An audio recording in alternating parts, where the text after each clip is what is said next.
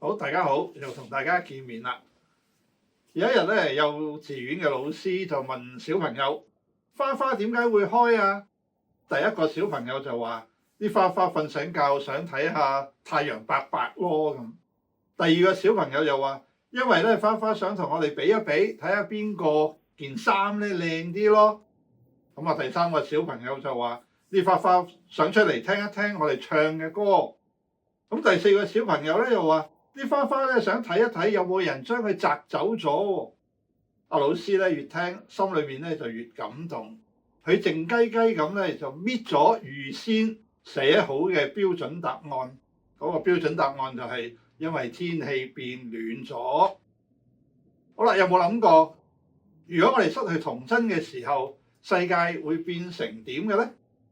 講到童真咧，難免咧俾我哋諗起簡單呢兩個字。童真同簡單好似對等咁，但係我哋好驚簡單，就正如成年人咧想逃避童真一樣。如果我哋想重拾愉快嘅童真咧，就必須先從簡單開始。現實嘅係每一日我哋有做唔完嘅工作同埋家務，要處理所有嘅事情，關鍵唔係我哋擁有幾多時間，而係點樣運用我哋嘅時間。換句説話講，時間嘅質素比起時間嘅數量咧係更加重要嘅。我哋安排時間休息或者娛樂，或者咧我哋好狠心咁放低晒所有工作，將我哋嘅仔女交俾其他人咧嚟到去照顧一下，騰出一啲空間俾自己去獨處同埋休息。但係有冇諗過放假翻嚟咧，排山倒海衝住你而嚟嘅工作同埋人事，反而咧會使你更加心煩意亂喎，不斷掛慮點樣清理堆積如山嘅事務，接見咧需要見面嘅人，去處理屋企人同埋自己身上嘅毛病同埋嗰啲負面嘅情緒。除非有一顆簡單同埋好有秩序嘅心靈，我哋永遠就唔能夠享受真正嘅休息同埋和諧。與其要改善生活、改變工作或者家庭環境咧，不如咧改變一下你嘅心境，做一個清心嘅人。耶穌話：清心嘅人有福了，因為他們必得見神。改變你嘅心境，就要培養一顆環保嘅心靈，重拾嗰份失去咗嘅童真。好似純真嘅細蚊仔，內心清靜簡單，少咗一啲嘅埋怨，少咗一啲負面嘅思想，培養積極同埋正面嘅態度，用享受同埋欣賞嘅心情嚟到工作同人相處，凡事謝恩，用感激嘅心靈去面對逆境。有一位身材好肥嘅大明星，因為心臟病咧就入咗醫院。經過搶救無效，終於咧不治而死。佢臨終之前咧，好感慨咁講咗一句説話：你嘅身軀幾龐大都好，其實你嘅生命只需要一顆心臟。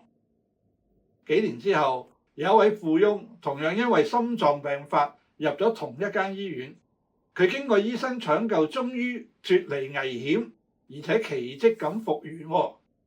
出院之後，佢即刻賣咗佢間公司，過一個隱居嘅生活。有人好好奇咁問佢點解咁做咧？佢就咁答：佢話富裕同埋肥胖咧係冇分別嘅，都係得到超過自己需要嘅東西而已。原來簡單生活就好似細蚊仔，只取其需。如果好似成年人拼命咁想要，生活咧就添加好多嘅壓力，生命咧變成負擔啦。聖經記載，那時有人帶着小孩子來見耶穌，要耶穌俾佢哋按手禱告。門徒就責備那些人，耶穌就話：讓小孩子到我這裡來，不要禁止他們，因為在天國的正是這樣的人。門徒認為小孩子年少無知，少不更事，阻礙成年人發展同埋做正經嘅事。但係耶穌重視啲小朋友，而且忠告成年人要以小孩子嘅樣式作為進天國嘅條件。好多基督徒就好似大部分嘅人失去童真，失去咧起初信主嘅時候嗰種嘅單純，信心同埋愛心變得好複雜。記得耶穌話：我實在告訴你們，你們若不回轉，變成小孩子嘅樣式，斷不得進天國。從今日開始，重拾嗰份屬靈嘅童真，做一個清心同簡單嘅人。